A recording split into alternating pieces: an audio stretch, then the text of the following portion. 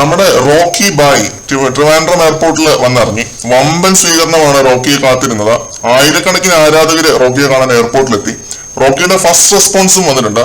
ഞാൻ കരഞ്ഞു മെഴുകി എന്നൊക്കെ പറഞ്ഞ ആളുകളോടാണ് ഞാൻ ഈ സംസാരിക്കുന്നത്. ഒരു ദിവസം സിജോ എന്റെ ഒരു ഫ്രണ്ടായിരുന്നു.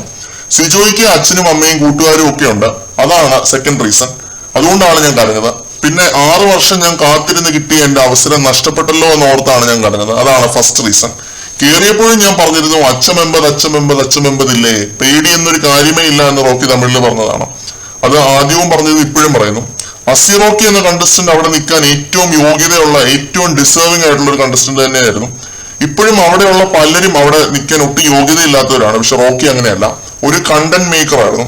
പിന്നെ റോക്കി ഹൗസിലുള്ളവർക്ക് ഒരുപാട് ഇഷ്ടമായിരുന്നു. റോക്കി ഔട്ടായി എന്ന് പറഞ്ഞ ഹൗസ് മരണവീട് പോലെ ആയത് നമ്മൾ കണ്ടതാണ്. എല്ലാരും കരഞ്ഞിരുന്നു. റോക്കിയുടെ പുറത്താക്കൽ നമുക്കും വിഷമം ഉണ്ടാക്കുന്ന ഒരു കാര്യം തന്നെയാണ്. കാരണം പുള്ളി അവിടെ നിന്നിരുന്നുവെങ്കിൽ ഈ 3 ആഴ്ച ഉണ്ടാക്കിയതിന്റെ ഇരട്ടി കണ്ടന്റും ഇരട്ടി ഇമ്പാക്റ്റും ഉണ്ടാക്കിയാണ്.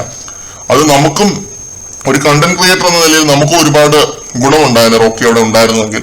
അതിലൊന്നും ഒരു സംശയവുമില്ല. അളവുക്ക് ബേബി മെറ്റീരിയൽ ആയിട്ടുള്ള ഒരു മനുഷ്യനാണ് അസി റോക്കി. പുള്ളി കരഞ്ഞിട്ടുണ്ടെങ്കിൽ പുള്ളിയെ ഇഷ്ടപ്പെടുന്നവർക്കറിയാം എന്തുകൊണ്ടാണ് റോക്കി കരഞ്ഞത് എന്നുള്ളത്. ഇങ്ങനെ ഒരു എക്സ്പ്ലനേഷന്റെ പോലും ആവശ്യം ഉണ്ടായിരുന്നില്ല റോക്കിയുടെ ഭാഗത്തുനിന്നും. ഒരാളുടെ ഏറ്റവും പ്യൂർ ആയിട്ടുള്ള ഒരു ഇമോഷൻ കണ്ടാൽ മനസ്സിലാവാത്ത മൊണ്ണകൾക്ക് ഈ ഷോയിൽ നടക്കുന്ന ഒന്നും മനസ്സിലാവില്ല. അവരാണ് ഈ വിമർശിച്ചത് കരഞ്ഞു മെഴുകി എന്നൊക്കെ പറഞ്ഞ്. റോക്കിയെ നമ്മൾ ഈ സീസണിൽ ഒരുപാട് മിസ് ചെയ്യും. ഇനി വരും ദിവസങ്ങളില്ല. ഇനി വേറെ ഏതെങ്കിലും ഒരു സീസണിൽ നമ്മുടെ പോളിഫെറോസ് ഒക്കെ വന്ന പോലെ ഒരു ചാലഞ്ചറായിട്ട് നമുക്ക് റോക്കിയെ പ്രതീക്ഷിക്കാം.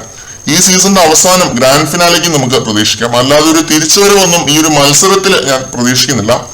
റോക്കി പറഞ്ഞ പോലെ real life Rocky always on action ആയിട്ട് തന്നെ ഇരിക്കുക. Big fan of your work.